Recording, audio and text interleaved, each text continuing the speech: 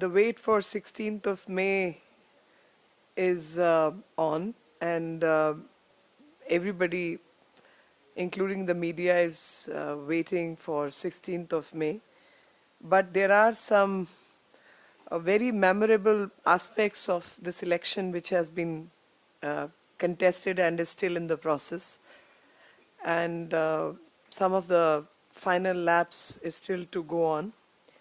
And thus we've decided to showcase how our star campaigner and the Prime Minister candidate, Mr. Modi, has effectively and with the huge resource of energy pushed the campaign for the BJP and has done some immense work for the party.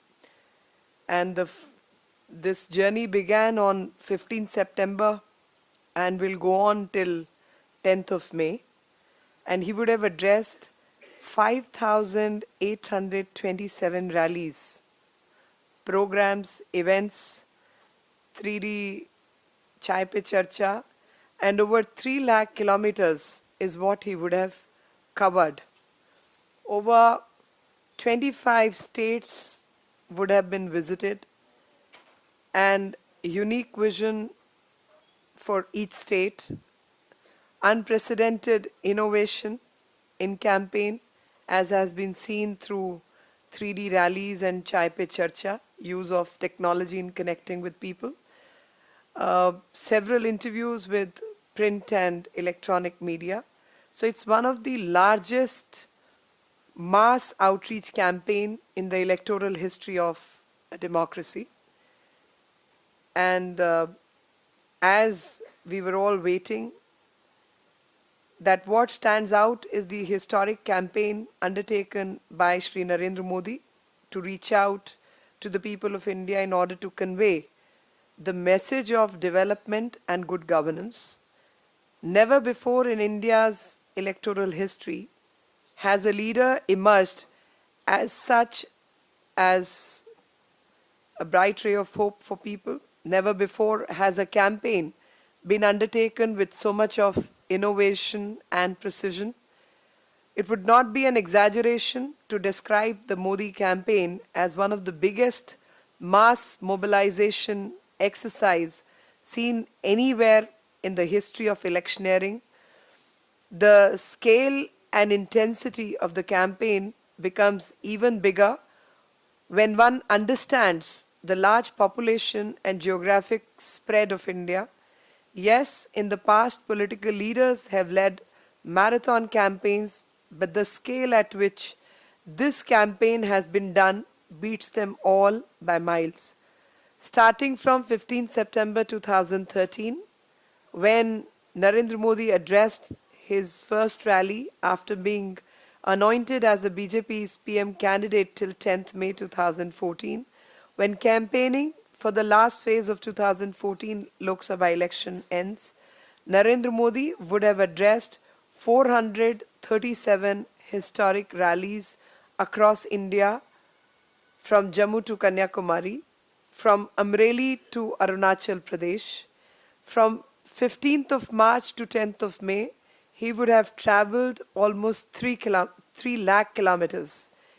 And to add to this, 1,350 rallies through 3D technology across the nation. So the numbers go, rallies and program is about 437. 3D rallies are about 1,350, which makes it total of 1,787, and total number of kilometers traveled is 3 lakh. 1,787 rallies and almost 3 lakh kilometers. Has anyone ever heard of a number as massive as this? For a simpler and clearer understanding of the subject, we've divided the rallies in 3 distinct phases. The phase 1 was the preparatory mobilization. Then 2013 Vidhan Sabha elections and other rallies. And then comes Bharat Vijay rallies post 26th of March. Preparatory mobilization had 38 mega rallies to set the ground. The juggernaut rolled on the afternoon of 15th September 2013 when Shri Narendra Modi addressed ex-servicemen at a historic rally in Rewari in Haryana. From 15th September till his rally in a land that is closely linked with Mahatma Gandhi and Acharya Vinoba Bhave, Wardha on 20th March 2014, Narendra Modi held 38 such rallies to enthuse the party rank and file as well as the supporters. These 38 rallies covered 21 states of India. In a historic first, Narendra Modi even covered some states where the BJP is not known to be traditionally strong, and response in every location was electric, to say the least. The location spread of the rallies is as follows. Number of states, number of rallies per state. For example, 8 rallies in Uttarakhand, 4 in Karnataka, 3 in Bihar, 2 in Tamil Nadu, Maharashtra, Assam and Odisha, 1 in Haryana, Delhi, Rajasthan, Jammu Kashmir, Uttarakhand, Jharkhand, Goa, West Bengal, Manipur, Kerala, Himachal Pradesh, Arunachal Pradesh, Tripura and Punjab. On an average, each of these rallies in the bigger states drew crowds of 4 lakh, with every rally in Uttar Pradesh and several other places even more than this number. The crowds in the Northeast and Goa were also historic and unprecedented. Therefore, these 38 rallies among themselves covered almost a crore of people. Who can forget 27th October 2013 when Narendra Modi addressed the Hunkar rally in Patna, and there were live bombs. We all know what really transpired on the ground, but not a single soul moved. In his address, Shri Narendra Modi gave a message of peace and unity, saying, and this is very, very important with all that is going on right now. He said, Hindus and Muslims should together fight poverty instead of fighting themselves. In the end, he urged the crowd to disperse peacefully. This was a landmark moment, and it convinced the people of Bihar and the rest of India that here is a leader who will face any adversity, even on his life, for the sake of Bharat Mata and well-being of Bharatvarsh. The Bharat Vijay rallies, which are 196 in numbers and 45 days timing for this, began on 26th March 2014 from the pristine surroundings of Jammu and Kashmir, when Shri Narendra Modi addressed a large rally in Udhampur. After paying his respects at Vaishno Devi temple, the Bharat Vijay rallies have spanned across over 25 states, covering 196 locations. Even reading this can shock several people. Rallies on 25th March to 30th April is 155, and the states covered are 25. Distance travelled is 1,50,000 almost. And 1st May, which is proposed to 10th of May, number of rallies is 41 and number of states covered is 5, which is 50,000 kilometer.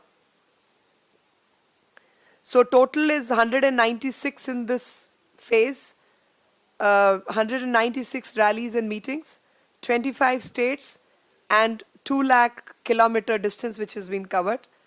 And response to Bharat Vijay rallies was historic, to say the least. Wherever he went, calls of Modi Modi filled the atmosphere. People cutting across all age groups, caste and creed attended. Unlike the earlier 28 rallies, these rallies were held for a fixed target, areas such as a Lok Sabha seat and the adjoining ones. So the average attendance per rally was between 1 to 2 lakhs. even taking these modest numbers, the number of people Shri Narendra Modi would have reached out to through these rallies stands anywhere between 5 to 10 crores. Two programs that stand out are the historic roadshows, Varanasi and Vadodara. When Shri Narendra Modi filed his nomination papers, it was as if the entire town had converged on the streets to support Shri Narendra Modi. Everyone was left marveled seeing the scale of the roadshows. There have been several other programs and events other than these rallies. In addition to these rallies, Mr. Modi has joined several other rallies and programs between September and March 2014. The number stands at 241. This includes 52 rallies in 4 states, Chhattisgarh, Madhya Pradesh, Rajasthan and Delhi, that went to polls in November and December 2013. These are Vidhan Sabha Chunav.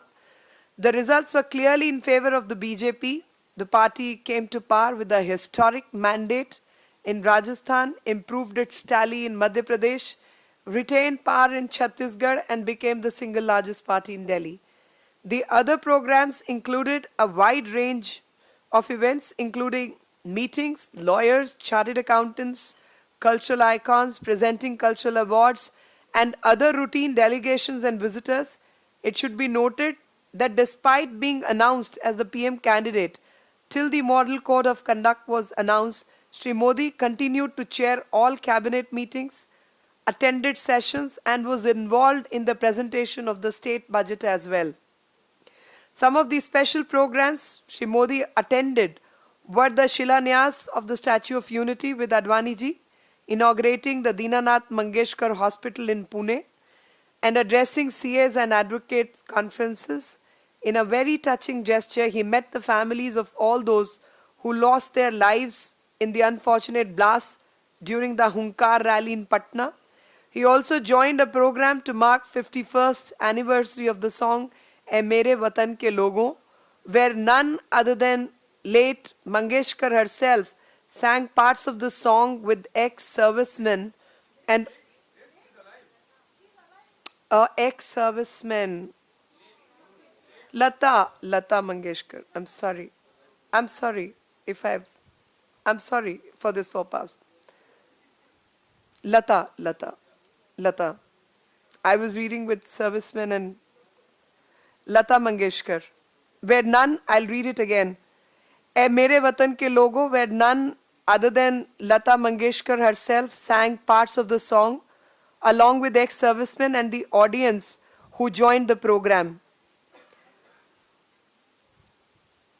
Pioneer of technology, 3D and Chai Pe Charcha, history has been scripted in a historic campaign by the manner in which Narendra Modi has used technology and innovation to reach out to people.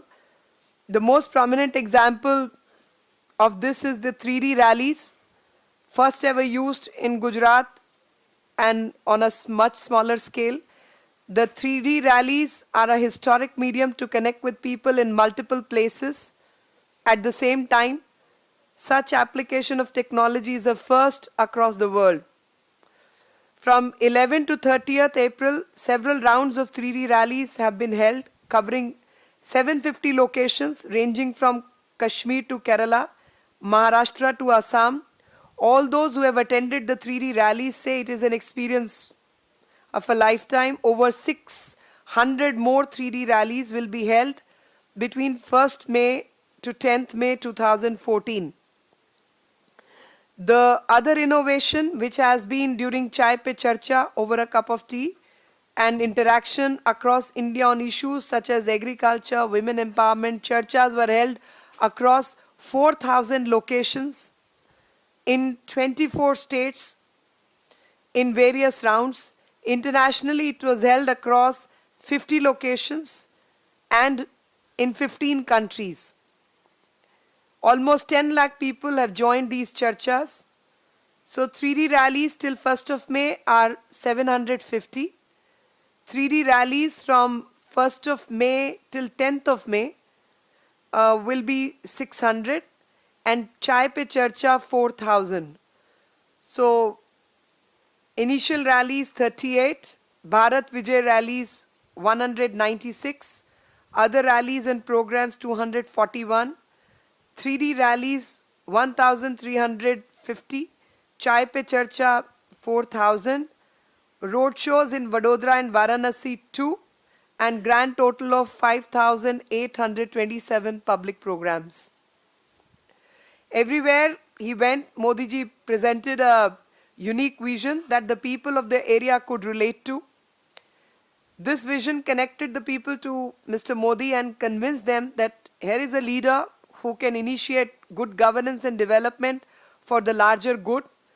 Take for instance his visit to the northeast. Considering the BJP is not a very strong party in that region, Shri Narendra Modi visited the region a large number of times and addressed several rallies across the region. There he rightly described the region as the Ashtalakshmi that will play an important role in India's development. He addressed issues such as corruption, scope for tourism, fake encounters in Manipur, illegal refugees from Bangladesh, persecuted Bangladeshi Hindus that parties shy away from addressing. From Arunachal Pradesh, he gave a stern message to China over the border dispute,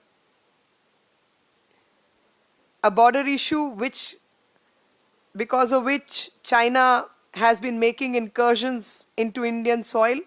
Similarly, in Andhra Pradesh, he became much needed panacea for state that has become the prime example of Congress divide and rule politics.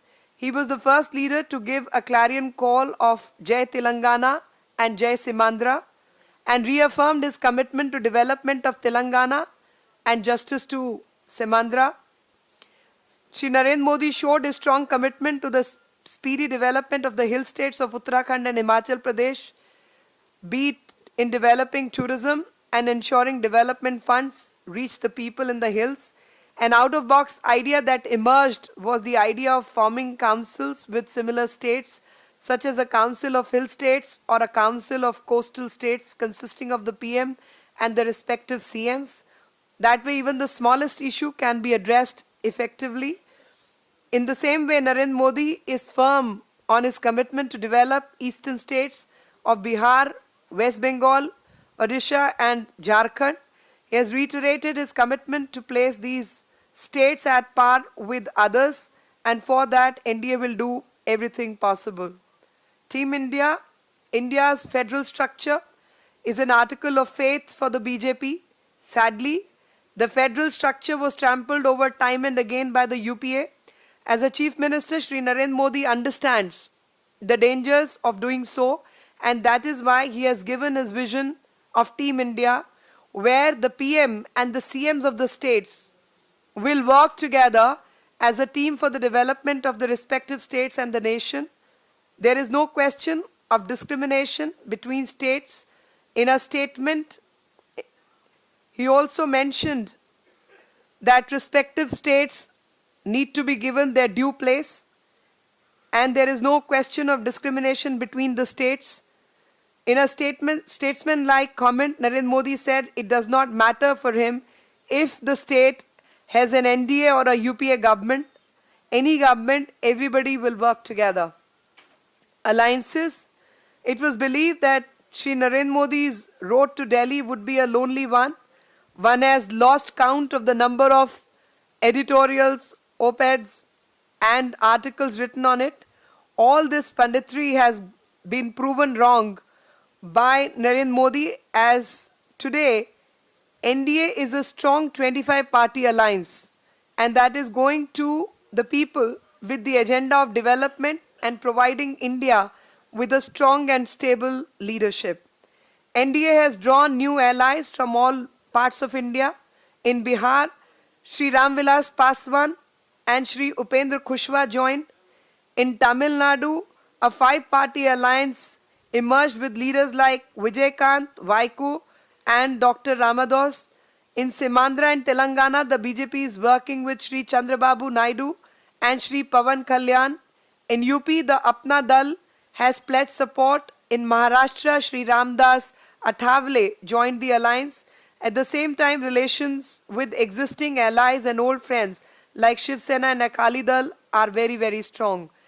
A result of this is that BJP is emerging as an option even in places where no one believed the lotus could shine. In Tamil Nadu, the NDA is challenging the AIA DMK and DMK. In West Bengal, the left and Trinamool are seeing that there is a party that will break their monopoly.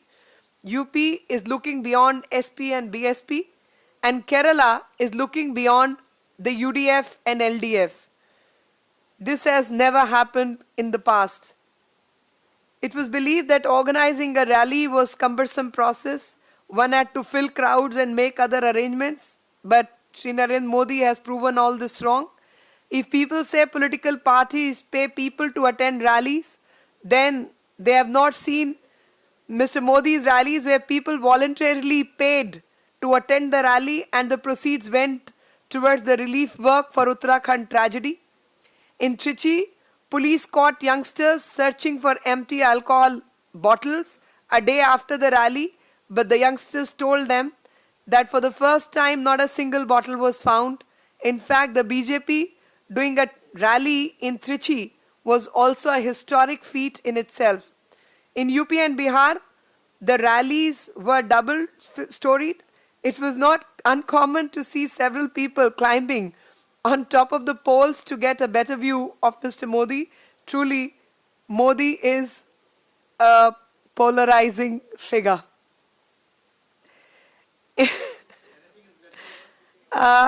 Yes, interviews. Hindi में भी just give me 1 minute. आप लोग हिंदी में खाली मैं number बताऊंगी, खाली number in the entire campaign.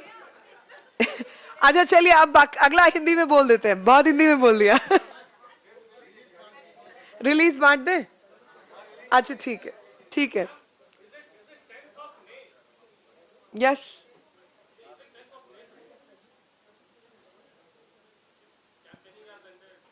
No.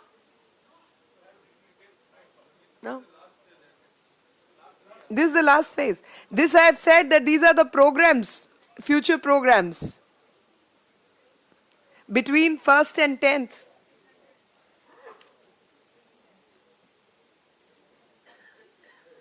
Hindi में सिर्फ मैं नंबर बता रही हूँ. रैली और कार्यक्रम जो है वो 437 है.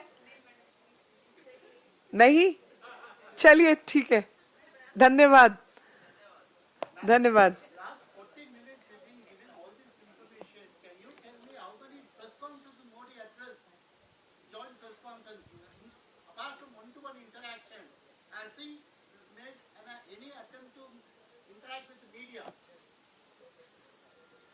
He has addressed how many interviews? No, I'm not talking about interview, press conference. One-to-one, I'm not talking about one-to-one. That you can...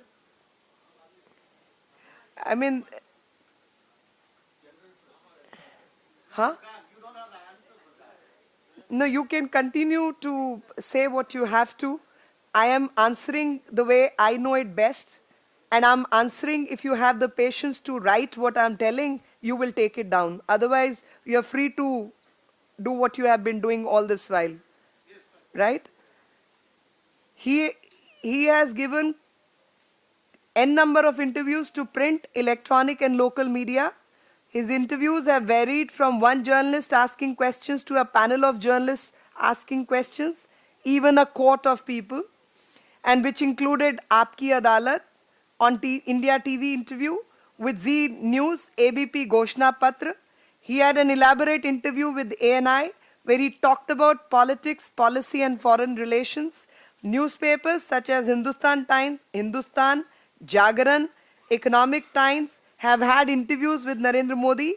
In an interview with CNBC TV 18, he listed out a comprehensive economic vision that will script India's recovery. Regional networks such as ETV, TV9 have interviewed Sri Narendra Modi.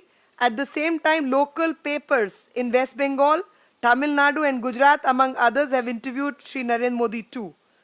And all I can say is I would like you to recall any such outreach program with the people of this country in the past or in the present, and beginning his day with at 5 a.m. in the morning and working till late evening. और and the words like दौड़ रहा हूँ जनता का प्यार दौड़ रहा है न थका हूँ न रुका हूँ और देश विरोधी ताकतों के सामने झुकने का तो सवाल ही नहीं उठता. And this is for some people is best critiques. I am running, the affection of the people is making me run. There is no question of getting tired, neither a question of stopping, and bowing to anti-national forces simply does not arise. Since you've given an overview of the entire campaign till now, how do you rate the success of the Chai Pe Charcha program? It was pretty good. It was really good because I remember attending one at Gurgaon and couple at, in fact, I was for a program, I'd gone to Kanpur and IIT Kanpur, and right outside and a little away, because from Kanpur you, for a flight you need to travel to Lucknow. Even in remote areas of UP, people were gathering around to listen to Mr. Modi. And really the masses of Indian public are getting connected to him. And this kind of one-on-one and using technology or with the best of means to reach out to people, some 5 crore, 10 crore in another phase, 1 crore in the first phase, is huge number, is a very, very large number. And that kind of solid connect he has shown with the people.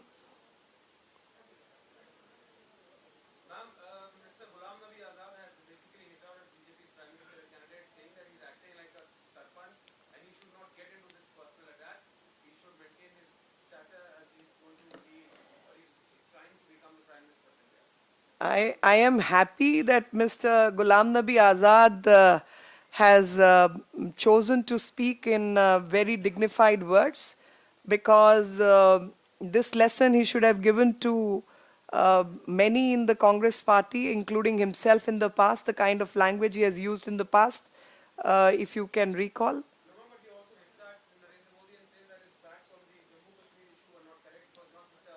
Farooq Abdullah, but the then governor, Jabon, who was responsible to push the whole Kashmiri Pandit. And what has Mr. Abdullah done? I'm going to ask this question to Mr. Ghulam Nabi Azad, that when his government was in power and he was the chief minister, a private member bill was sought to be brought in the assembly while he was sitting as a chief minister to add the word secular to the constitution of Jammu and Kashmir.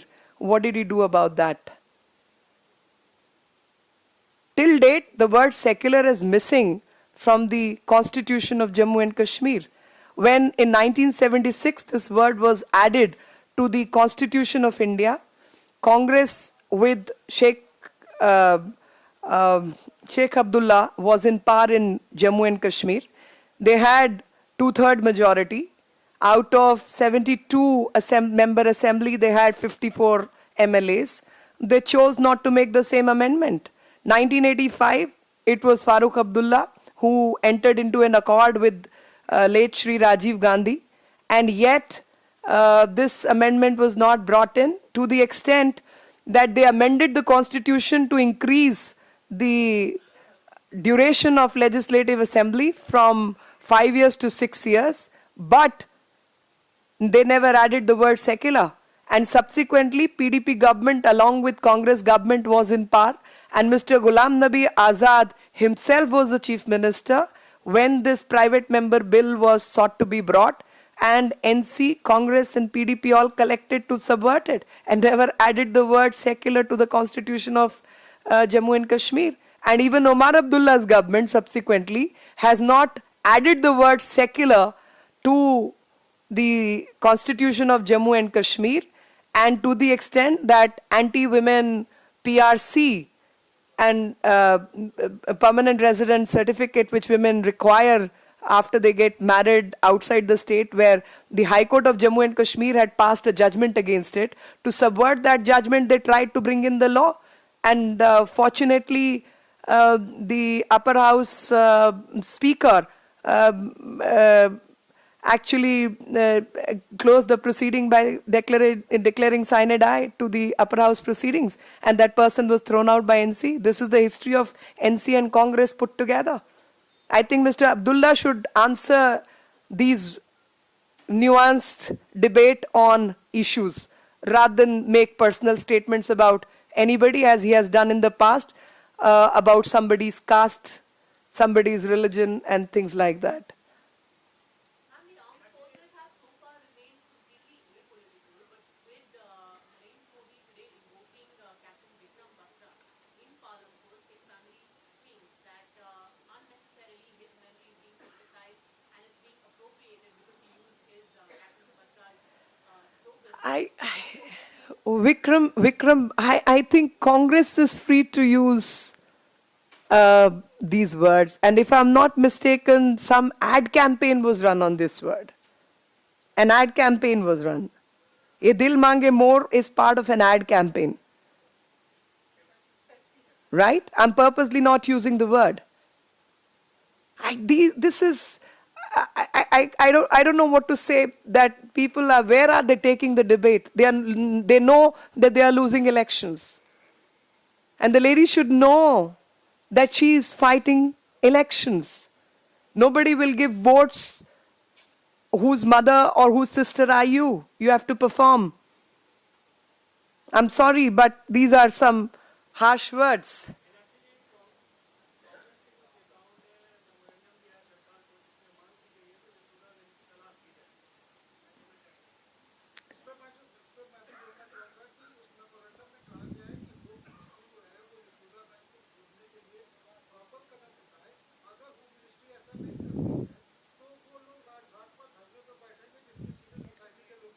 नहीं बैठे भाई, अब उनके पास कोई मुद्दे ही नहीं बचे।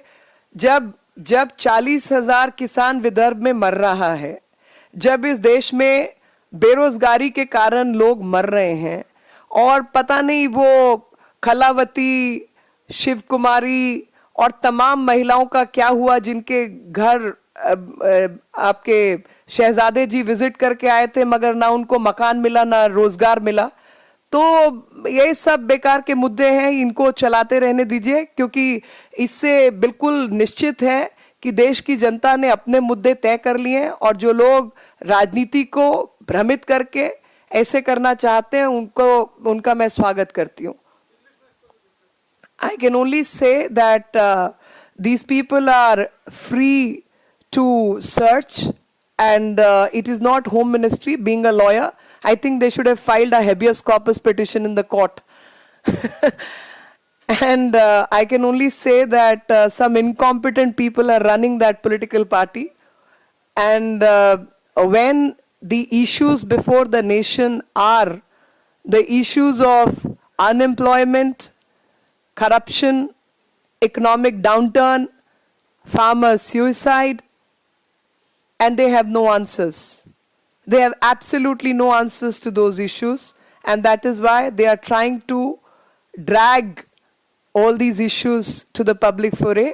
I think people of this country have already decided, and the number of rallies and the connect with people and the public, as I have already stated, shows how well this person is connected with the people of this country, and people of this country are going to respond through these kind of inane assassinations.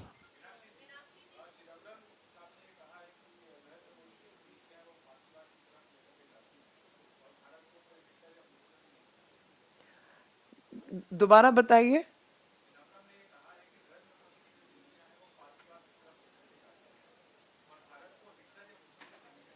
भैया, भारत को Hitler और Mussolini नहीं चाहिए, इसीलिए नरेंद्र मोदी चाहिए। कांग्रेस का इतिहास है हिटलरवाद, फासिस्टवाद का, और उस इतिहास में मैं आपके लिए कुछ गंभीर चीजें बताना चाहती हूँ। पहली चीज ये बताना चाहती हूँ कि इस देश में अगर किसी ने लोगों के जो मौलिक अधिकार थे उसका हनन किया, तो उसका नाम श्रीमती इंदिरा गांधी था।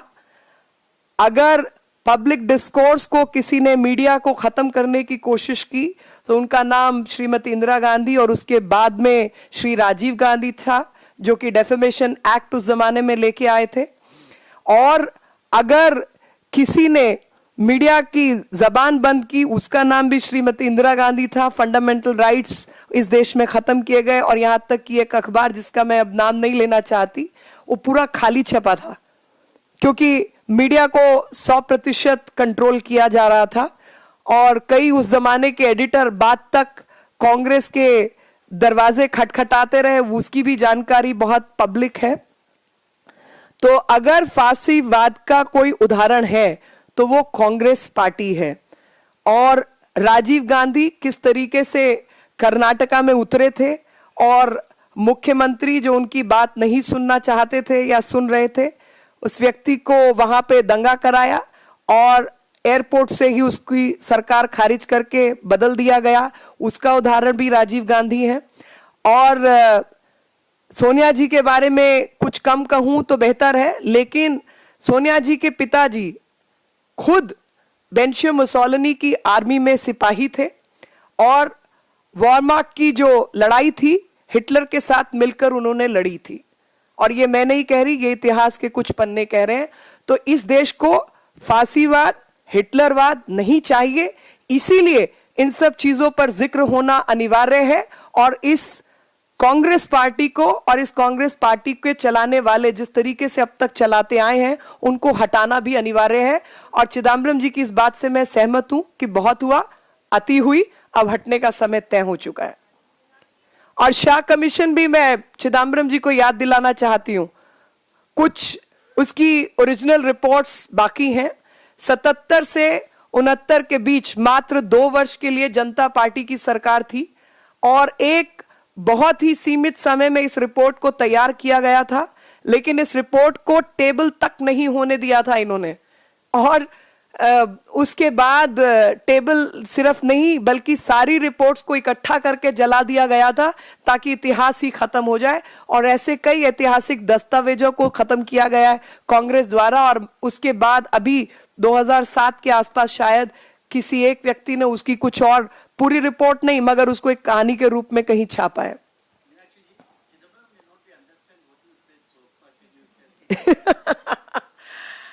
That's a good one. He's lived in Delhi for too long.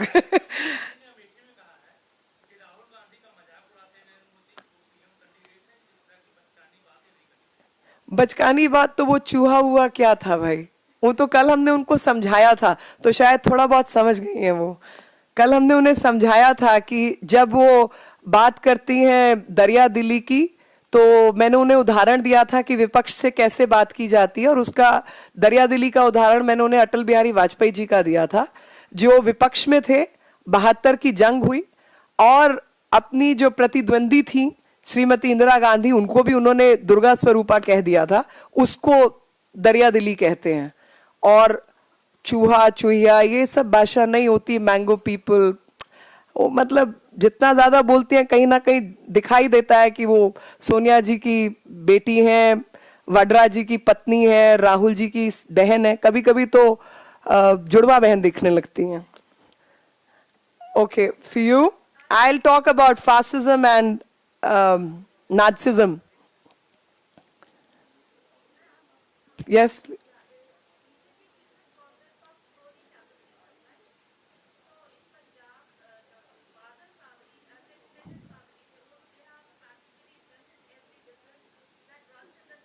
ma'am, I can't answer hypothetical. I can't answer hypothetical questions because I need the papers before me. And so far as your answer or translating it is concerned, I'll say the only fascist history this country has seen is the history during which emergency was imposed on this country.